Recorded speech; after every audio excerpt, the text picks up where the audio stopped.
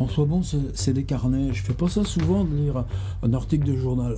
Un article de journal, qu'aller lire le journal. En plus, c'est quelque chose dont on n'a rien n'affiche, mais alors, rien n'affiche.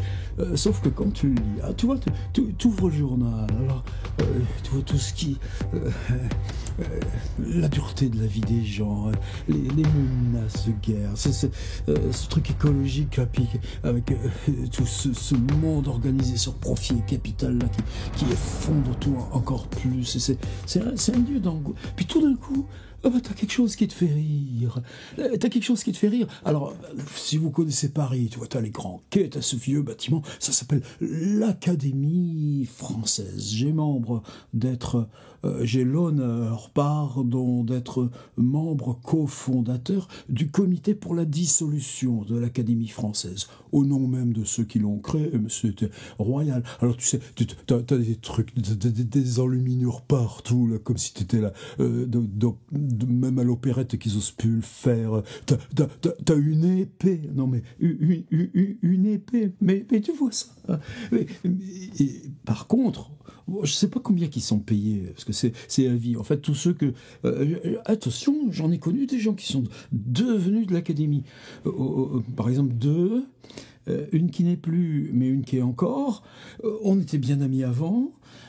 Deux dames, Académie française. Tu crois que jamais ils vont te reparler ou te faire un petit message? Bon, je peux dire, ceux que j'ai connus qui sont hommes, mais bon, ceux-là, je les aime pas. C'est pas le problème. Les deux dont je vais parler, je les connais pas. Je les ai jamais lus. C'est à peine des noms. Mais par contre, dans le monde, c'est comme quand t'as le pape. Oh là là, ça, ils t'en mettent des pleines pages.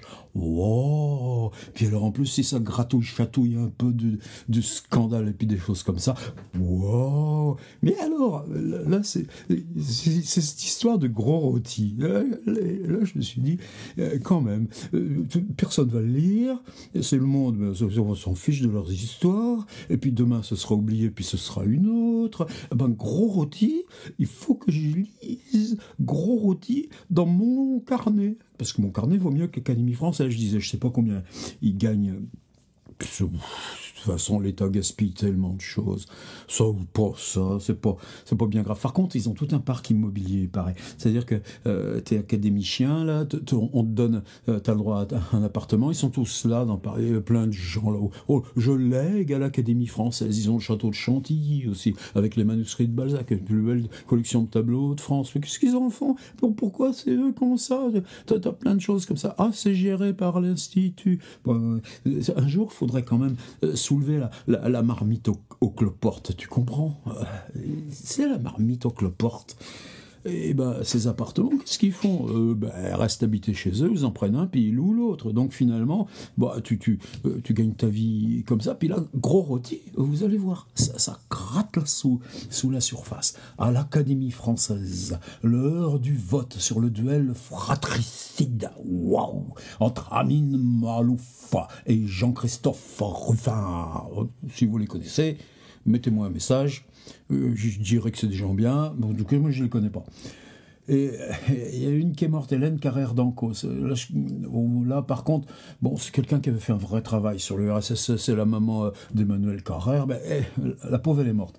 Elle était secrétaire perpétuelle de l'Académie française. Je ne sais même pas que ça existe. Ils sont déjà tous perpétuels jusqu'à ce que tu clabotes et que tu es là-dedans.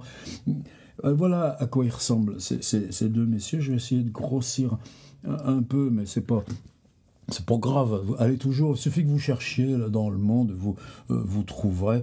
Lundi 25 septembre, Amine Malouf, c'est lui. Il est un peu dépeigné, c'est bien, c'est ça, son caractère rebelle.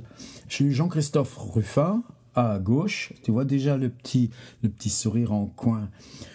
À 100 mètres du 23 quai de Conti, où se trouve l'Académie française. Ouais, une fois que t'es là, t'habites pas loin, parce qu'on te donne les appartements. Dans le prolongement du pont des Arts, ces deux amoureuses te mettent un petit cadenas après, pour évoquer tranquillement l'ancien ambassadeur. Lui, il était ambassadeur. La littérature, ça va pas venir là d'endroits là comme ça, 3 mètres sur 2 dans des fonds de province. voulait souhaiter bonne chance à son ami Amin. Ça, c'est un jeu de mots parce que Amin Malouf et ami, donc ami Amin. Donc tu vois là, c'est déjà le petit coup de pute qui commence là.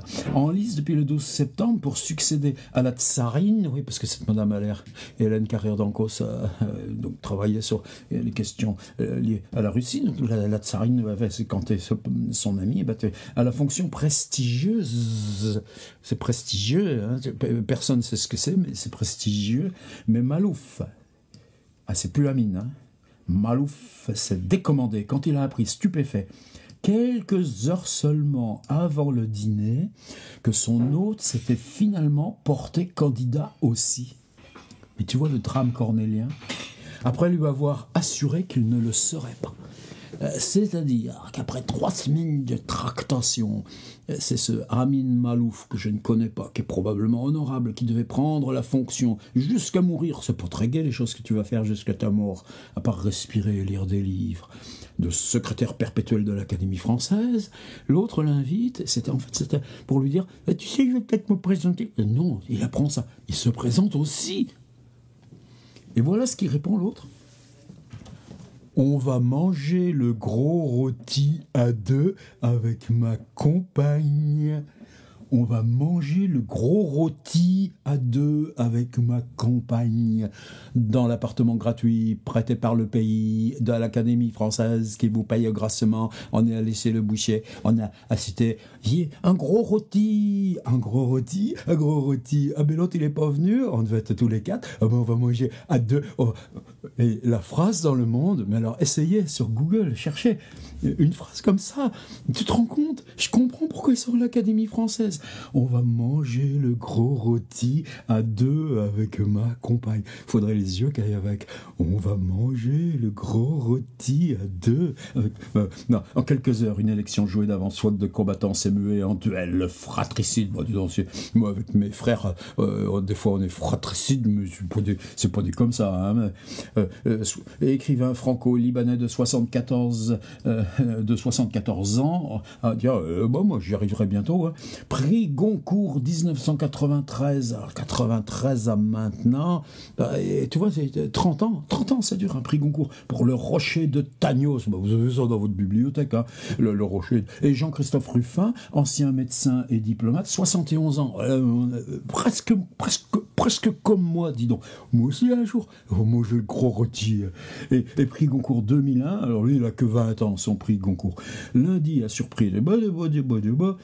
Désolé de ne pas vous offrir le spectacle attendu de Gladiateur, avait-il lancé au monde le 18 septembre, le petit coquin qui cachait son jeu, expliquant s'être débranché là de la campagne menée contre lui par une poignée d'académiciens dont l'écrivain Marc Lambron. Bah ouais, si tu dis Marc Lambron, puis tu vas pas savoir que c'est un écrivain, Marc Lambron. Alors que si tu dis l'écrivain Marc Lambron, qui mettent ça par exemple sur YouTube, ils mettent machin truc écrivain, pas sur YouTube, pardon, sur Facebook. Quand tu vois sur Facebook, machin truc écrivain, tu dis bon, celui-là, qui s'est déployé tout l'été pour tenter de discréditer sa candidature. Alors là, ça c'est du journaliste, elle s'appelle Solène de Royer, que particule, quand elle voit une phrase comme ça, tu dis, elle aussi, les académies, qui s'est déployé tout l'été, tu vois déjà presque de La Fontaine. Tout l'été s'est déployé pour tenter de discréditer sa candidature. Le conseiller d'État reproche pêle-mêle à son rival derrière son absentéisme, ses intrigues, mille fourberies, encore. Et puis, regardez celle-là, et puis on arrête là. Maintenant, j'attends ma feuille d'impôt dans les journaux. Non mais tu te rends compte le scandale ? Il paraît qu'on doit faire ça pour les futurs ministres et députés. Et l'Académie française, vous vous rendez compte, on publierait ma feuille d'impôt dans les journaux, moi, écrivain. Bon, moi, tu peux publier la mienne. Hein. Maintenant, j'attends ma feuille d'impôt dans les journaux, dit celui qui va manger à 2 le gros rôti. Bon, voilà. Bah, franchement, tu vois, tu te lèves là, 7 heures du matin, puis tu dis, tiens, il faut que j'ai quand même regardé Le Monde, et puis tu regardes, puis tu tombes là-dessus. Tu dis, non, mais.